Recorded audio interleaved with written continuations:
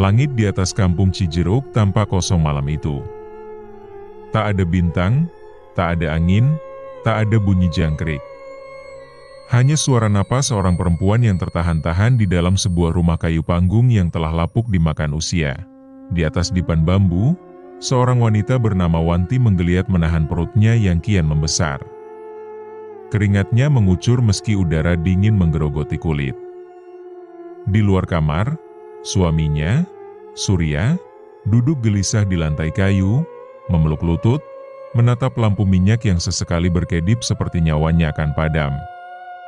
Surya dan Wanti sudah lama berumah tangga, keluarga kecil yang sederhana, dengan rumah panggung yang bertiang fondasi balok batu khas daerah itu pada masanya. Dindingnya dari bilik anyaman bambu dan lantainya dari papan kayu. Mereka telah lama menunggu hadirnya si buah hati. Bertahun-tahun menanti, namun belum juga dikaruniai seorang anak. Berbagai cara sudah dilakukan, mulai dari meminum ramu-ramuan tradisional, dipijat urut, bahkan sampai amalan-amalan dan ritual dari orang pintar. Sudah mereka lakukan, saran dari beberapa tetangga pun sudah mereka coba, namun semuanya tidak membuahkan hasil. Sampai masuk di tahun kelima, akhirnya Wanti menunjukkan tanda-tanda akan hamil. Dan benar saja, akhirnya Wanti hamil. Mengandung anak pertama, dan kini usia kandungannya sudah 9 bulan. Sudah hamil tua, dan sudah ada tanda-tanda akan melahirkan. Sudah beberapa hari ini Wanti mengeluh perutnya mulai sering kencang. Tapi malam ini terasa lain. Nafasnya berat. Pandangannya kabur. Dan suara dari luar rumah seperti suara tangisan bayi. Tapi bayi itu belum lahir. Surya berdiri, lalu keluar ke beranda. Hutan kecil yang mengelilingi kampung tampak seperti dinding hitam yang memandanginya dari kejauhan. Di bawah sana, terdengar aliran sungai kecil menderas. Namun malam ini suara sungai seperti terbungkam. Surya kembali masuk. Ia menatap istrinya yang kini menggigit kain di mulut, menahan sakit. Aku rasa malam ini waktunya. Suara Wanti lirih, tapi tegas. Surya tersentak. Dadanya mencelos. Ia belum menyiapkan apapun. Aku harus panggil Mainah. Cepat. Bisik Wanti, menggenggam tangan suaminya erat-erat. Tanpa pikir panjang, Surya memakai sarung dan caping. Lalu keluar. Ia berlari ke rumah tetangga, Pak Arman, dan meminta bantuannya menjaga Wanti sementara. Lalu ia berlari menyusuri jalan setapak menuju rumah Mainah, dukun beranak satu-satunya di kampung itu. Jaraknya tidak jauh, tapi malam itu, jalan terasa lebih panjang dan lebih gelap dari biasanya. Di tengah perjalanan, Surya merasa aneh. Udara dingin seperti berbisik. Daun-daun yang tertiup angin malam saling bergesekan, menimbulkan suara-suara aneh, seperti rapalan mantra yang kata-katanya tidak bisa difahami. Surya bergidik, udara malam terasa dingin menusuk tulang. Kain sarung yang ia lilitkan di lehernya seakan tidak berdaya menahan dinginnya udara malam itu. Jalan setapak yang ia lalui tampak menghitam di kegelapan malam. Surya memicingkan mata, mencoba memperjelas pandangannya. Dari rumah, tadi ia pergi terburu-buru, sehingga lupa tidak membawa penerangan. Harusnya tadi aku membawa obor sebelum pergi, gumamnya pelan seolah bicara pada diri sendiri. Surya tiba di ujung kampung. Rumah-rumah penduduk sudah ia lewati, di pinggiran jalan setapak. Tampak kebun singkong dan kebun pisang berjejer di sepanjang jalan. Suasana semakin sunyi. Gelap semakin pekat. Binatang malam tidak terdengar, seolah suaranya dibungkam oleh satu kekuatan gaib. Tiba-tiba Surya terpekik, batu sialan. Gerutunya, kakinya tersandung batu kecil yang menonjol di sela tanah jalan. Surya meringis, mengusap ujung jari kakinya yang sedikit lecet. Surya kembali berjalan. Di depannya tampak rimbunan pohon bambu dan beberapa pohon besar yang menutupi jalan. Membentuk lorong gelap seperti lubang terowongan yang tanpa ujung. menambah suasana semakin mencekam. Tengkuk Surya meremang, tapi Surya tak menghentikan langkahnya. Ia harus secepatnya menemui Ma'inah. Nalurinya sebagai calon ayah, mendorong keberaniannya menghadapi ketakutannya sendiri. Saat tiba di persimpangan, Surya tersentak. Ada suara berkelepak di atas pohon bambu. Lalu terbang cepat menjauh, mengagetkan saja. Hanya burung malam rupanya, batin Surya. Jalan yang lurus, arah menuju rumah Ma'inah. Yang harus melewati jembatan kecil melintasi sungai. Sedangkan jalan ke kanan, arah menuju kampung sebelah. Surya menghela nafas. Saat ia hendak melanjutkan perjalanan, ia mendengar suara kerosak seperti daun kering yang terinjak. Surya tertegun. Ia mengurungkan langkahnya. Lalu menoleh ke arah datangnya suara. Pekatnya malam ditambah rimbunnya pepohonan, membuat matanya sulit melihat dengan jelas. Suara itu datang dari arah jalan yang menuju kampung sebelah, yang terhalang pepohonan. Sekelebat ia melihat bayangan bergerak, nafas Surya seakan berhenti. Dadanya berdegup kencang, pikiran buruk memenuhi kepalanya. Lalu, dari balik pepohonan, tampak bayangan tua berjalan perlahan, membungkuk, membawa bungkusan di tangan kanan. Ma'inah? Sosok itu berhenti. Menoleh. Wajahnya samar dalam remang. Tapi, mirip sekali dengan Ma'inah. Pakaian kebayanya, suara napasnya, bahkan cara jalannya. Tapi ada satu hal yang tidak Surya sadari. Ada yang ganjil dari wajah Ma'inah. Alisnya terlihat lebih tebal, mimik mukanya datar tanpa ekspresi. Dan di atas bibirnya, tidak ada parit seperti manusia pada umumnya. "Ah, Surya. Aku baru saja pulang dari rumah Bu Tati. Dia juga melahirkan. Aku capek sekali. Istriku juga, Mak. Sudah waktunya. Bisa ikut ke rumahku sekarang?" Nenek itu mengangguk pelan. Suaranya serak, lelah, tapi bersahabat, tentu. "Ayo, Nak. Biar ku kawal anakmu keluar dari rahim dengan selamat." Surya tak tahu kenapa, tapi tubuhnya bergetar sebentar. Ia merasa ingin menanyakan sesuatu, tapi takut terlihat kurang sopan. Ia hanya mengangguk, dan mereka berjalan dalam diam, menembus pekat malam menuju rumah kayu yang kini tak tahu sedang menanti kehidupan atau kematian. Surya membuka pintu rumahnya dengan napas memburu.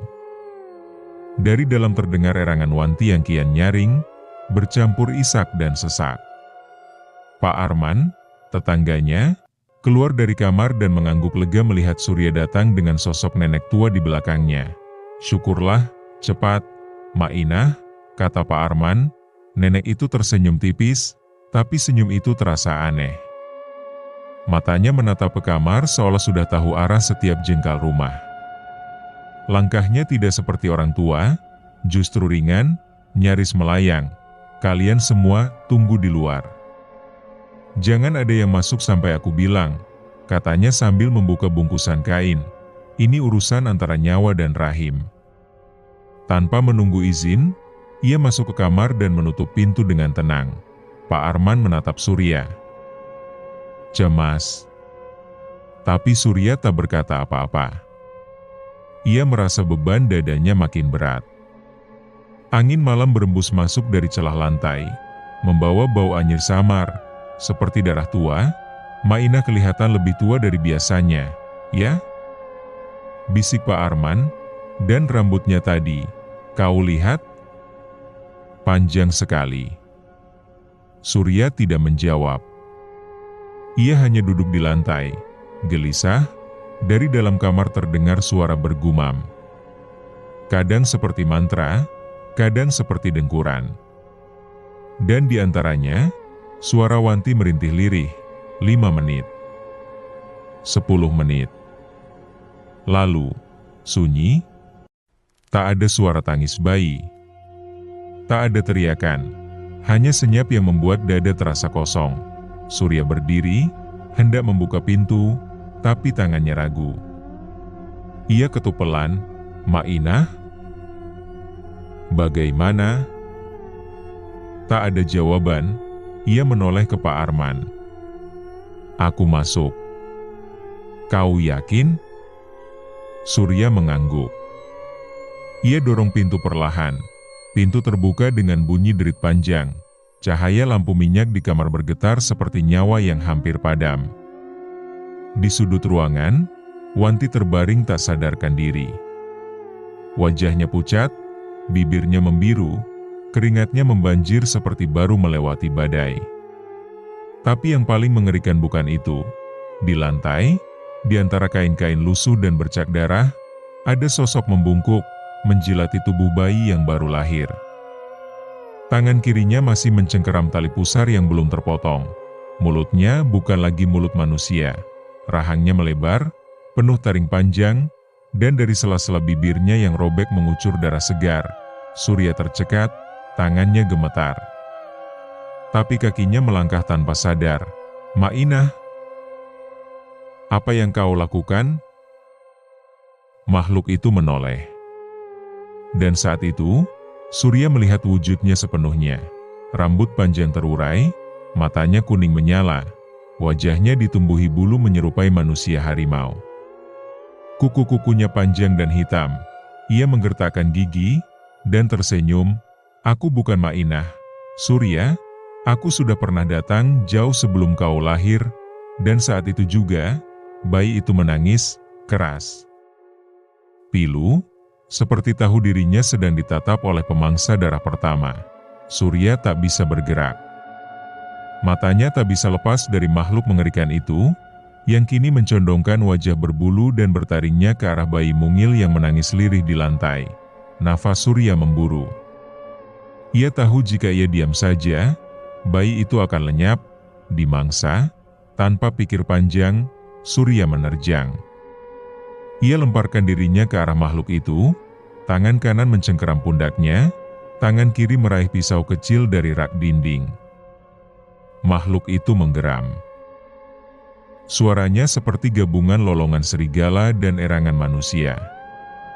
Mereka bergumul di lantai, berguling dalam darah dan kain melahirkan yang basah. Bayi itu terguling ke sudut ruangan. Makhluk itu mencakar. Kukunya mencabik bahu Surya, dan darahnya menyembur. Tapi Surya tidak berhenti. Dengan gemetar, ia mengayunkan pisau ke arah leher makhluk itu. Namun kulitnya keras, nyaris tak bisa ditembus. Di luar kamar, Pak Arman yang mendengar kegaduhan langsung menghantam pintu. Warga yang tinggal tak jauh mulai berdatangan, beberapa membawa obor, lainnya berteriak memanggil nama Surya. Pintu kamar terdobrak, cahaya obor membanjiri ruangan, makhluk itu mendesis, tubuhnya mulai mengepul asap. Seolah cahaya membuatnya terbakar. "Jangan biarkan dia kabur!" teriak Surya, darah membasahi wajahnya. Tapi makhluk itu meloncat ke jendela. Dengan kecepatan luar biasa, ia melesat keluar rumah dan menghilang ke arah hutan. Suara geramannya masih terdengar samar, lalu lenyap di telan kegelapan. Bayi itu selamat. Tapi luka di bahu Surya dalam, menganga, dan perihnya seperti ditusuk bara api. Warga yang melihat isi kamar itu membisu lama. Beberapa ibu menangis, yang lain muntah. Tak ada yang pernah melihat hal seperti itu bukan manusia. Bisik seseorang, itu bukan siluman juga. Sambung yang lain, itu bukan dari dunia ini. Wanti masih tak sadarkan diri. Dan malam itu, Surya tidak tidur sama sekali. Ia duduk memandangi anaknya yang kini tertidur dalam pelukan seorang tetangga wanita. Di pikirannya hanya ada satu kalimat. Perempuan tua itu bukan Mainah, tapi seseorang atau sesuatu. Makhluk mengerikan yang menyerupai Mainah.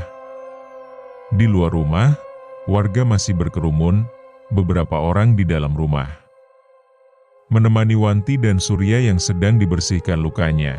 Kegaduhan di rumah itu membuat tetangganya banyak yang datang, termasuk beberapa pengurus kampung. Orang-orang saling berbisik, membicarakan apa yang baru saja terjadi. Pak RT yang sudah ada di tempat itu mendekati Surya. Kita harus panggil Mainah sekarang. Mainah yang asli. Ucap Pak RT, anakmu harus segera diurus. Dibersihkan. Lanjutnya, Surya tidak menjawab. Pikirannya masih diliputi perasaan yang tidak menentu, bayangan kejadian yang baru saja ia alami. Masih menghantuinya? Saya akan mengutus petugas ronda untuk menjemput Mainah, kata Pak RT setelah beberapa saat tidak ada jawaban dari Surya. Surya hanya mengangguk pelan tanpa bicara. Lalu Pak RT memanggil Pardi dan Pak Darman. Dua orang ronda yang sedang bertugas malam itu. Tolong panggil Mainah sekarang, bawa ke sini. Pinta Pak RT. Baik Pak. Jawab Pak Darman, mukanya sedikit memucat. Ada raut ketakutan di wajahnya. Rumah Mainah cukup jauh, berada di ujung kampung, harus melewati kebun dan sungai kecil. Tapi ia harus tetap melaksanakan tugasnya sebagai ronda. Dua orang ronda itu pun pergi untuk menjemput Mainah. Tidak lupa membawa obor dan sebatang kayu sebagai senjata untuk berjaga-jaga kalau ada kejadian yang tidak diinginkan. Mereka pun sampai di rumah Mainah. Tidak ada kejadian apapun di perjalanan. Hanya kesunyian dan dinginnya malam yang menyertai perjalanan mereka. Pak Darman mengetuk pintu rumah Mainah. Lama tidak ada jawaban. Hanya suara burung hantu yang berbunyi di atas pohon di belakang rumah Mainah. Menambah suasana mencekam di sekitar rumah Mainah yang terpencil. Jauh dari rumah tetangga, angin sesekali berhembus kencang membuat bulu kuduk meremang. Pak Darman kembali mengetuk pintu dan memanggil Mainah. Kali ini ketukannya lebih keras. Setelah beberapa kali dipanggil, terdengar suara langkah samar di atas lantai pelupuh bambu, mengeluarkan suara berderit. Mak? Mainah? Panggil Pak Darman sekali lagi. Iya. Sebentar. Jawab yang di dalam, suara nenek-nenek, lalu terdengar suara kunci kayu yang dibuka. Pintu kayu terbuka perlahan. Menimbulkan suara derit yang memilukan, sesosok kepala muncul dari balik pintu yang terbuka. Wajahnya yang dipenuhi keriput tampak jelas terkena cahaya obor yang dipegang Pak Darman. Rambutnya panjang terurai, berwarna putih keabu-abuan. Kedua ronda itu mundur terkejut dan ketakutan. Ada apa malam-malam begini datang ke sini? Mengganggu orang tidur saja? Tanya si nenek. Maaf Mak. Saya kesini mau menjemput Mainah, suara Pak Darman bergetar.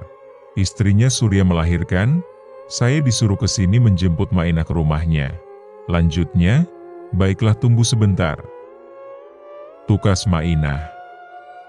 Lalu masuk kembali ke dalam rumah, tak lama berselang Mainah sudah keluar lagi. Kali ini lebih rapi, pakaiannya sudah diganti, rambutnya tidak lagi terurai. Kepalanya ditutupi kain yang dililitkan bersilang di bagian depan. Di tangannya membawa bungkusan kecil berisi peralatan khusus untuk mengurus orang yang melahirkan. Ayo kita berangkat sekarang.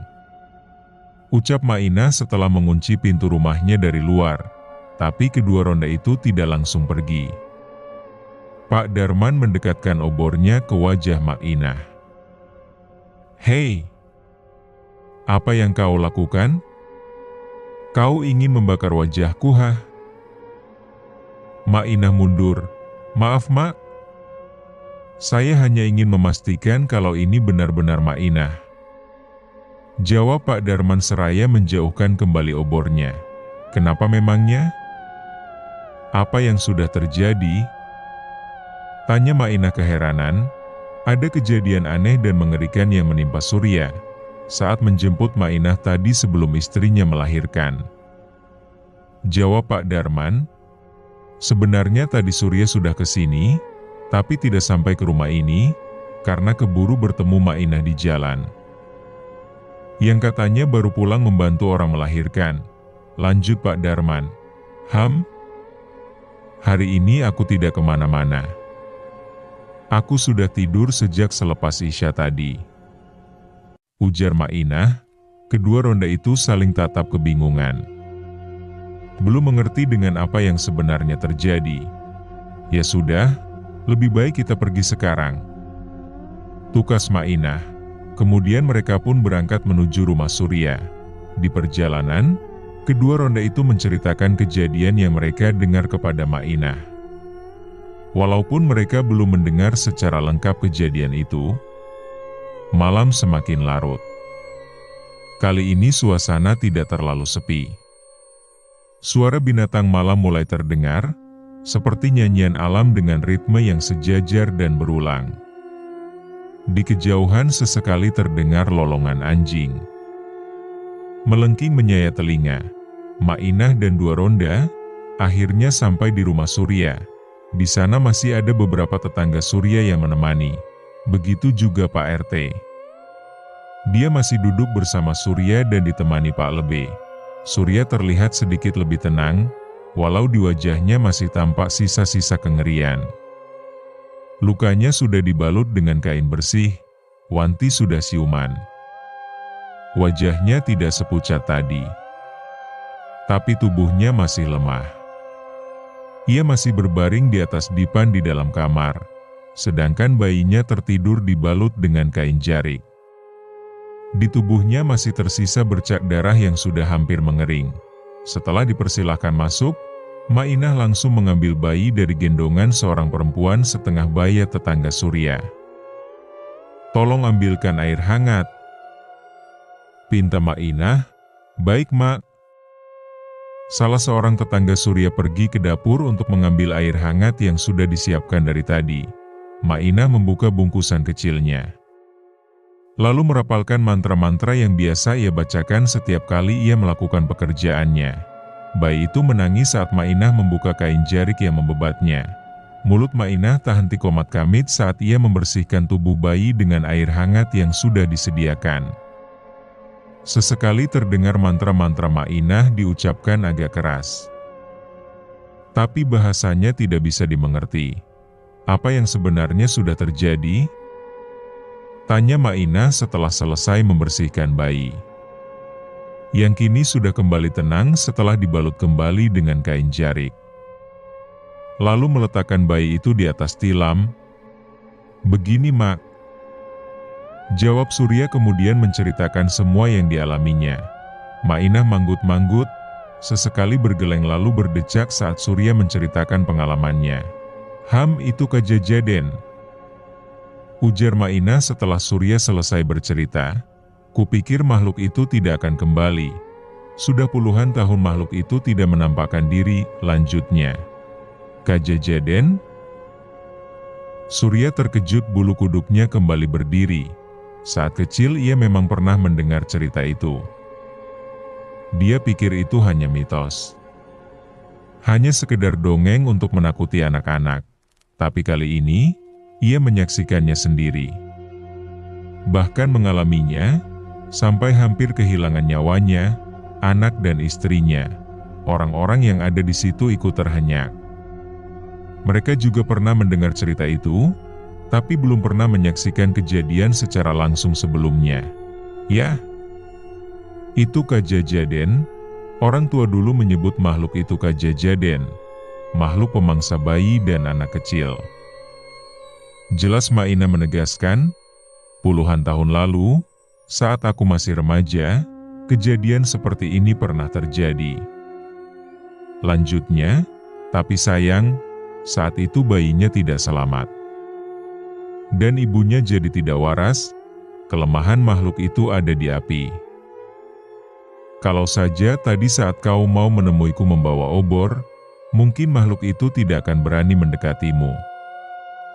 Jelas Mainah. Lalu apa yang harus kita lakukan sekarang, Mak? Pak Lebe menyela. Tidak ada, jawab Mainah. Semuanya sudah lewat. Sudah terjadi. Beruntung bayinya masih bisa diselamatkan. Berdoa saja, semoga makhluk itu tidak kembali, ujar Mainah. Surya terdiam. Ia bergidik. Makhluk mengerikan itu masih terbayang jelas dalam benaknya. Geraman dan lolongan makhluk itu terdengar samar dan jauh, bukan dari hutan, tapi dari dalam kepalanya. Esok paginya, tetangga kembali berdatangan. Beberapa membawa makanan, yang lain membawa doa. Seorang tetangga wanita membantu Anti yang masih terbaring lemah di tempat tidur. Surya tidak banyak bicara. Ia tampak murung, hanya duduk menyendiri dalam diam. Pikirannya masih dipenuhi ketakutan dan kecemasan. Bayangan dari sosok makhluk mengerikan itu seakan enggan pergi dari pikirannya. Malamnya, Surya duduk di depan rumah. Langit mendung. Angin dingin. Dari kejauhan, ia melihat seseorang berjalan pelan ke arahnya. Seorang nenek tua membawa tongkat. Wajahnya samar, tapi mirip sekali dengan Mainah. "Mak?" gumamnya. "Mainah?" Nenek itu berhenti di pinggir pagar, tersenyum, lalu berkata, "Bayi itu belum waktunya kuambil." Tapi sebentar lagi waktunya tiba. Lalu sosok itu lenyap di balik pohon kelapa, tanpa suara, tanpa jejak. Hanya terdengar lolongan dan raungan samar dari kejauhan seperti terbawa angin. Lalu hening.